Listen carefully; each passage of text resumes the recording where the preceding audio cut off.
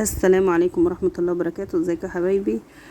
دلوقتي اول حاجة عملتها اهو في الشقة بعد الفيديو المرعب دون، مرضتش اخش الشقة غير لما الكهرباء يجي ويخش ويشغل لي الكهرباء.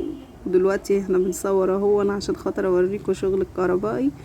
يعني بنتي اللي خدت التليفون كده وصورته وقالت لي والنبي بالله عليك يا ماما نزليه، قلت لها حاضر عيني. انا ما كنتش هنزل الفيديو ده لان الفيديو صغير ومش باين فيه برضه حاجه كتير، لكن انا هتابع معاكم تنظيف الشقه وشيل الحاجه اللي فيها والتراب والبهدله دي، اوريكم كل حاجه احنا اتبهدلنا لما جينا ننفض الحاجه ونشيلها ونزلناها، وكان يوم برضه صعب يعني ربنا اللي يعلم بيه.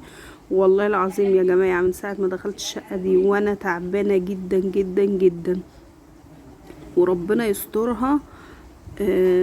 يعني حاجات كتير انا تعبانه فيها وربنا يستر، ربنا يستر. ادعولي بالله عليكم ان ربنا يشفيني كده ويحرسني من اللي انا داخله عليه دون، وربنا يسترها يا رب. هنا كنت كان معايا حلاوه وكنت بديها لبنتي، بقول لها خدي، لان كنا طول النهار ما كلناش حاجه بصراحه، فقلت لها خدي بقى دي تسندنا شويه قبل ما نروح. ودلوقتي اهو الحاجه الكهربائيه اهو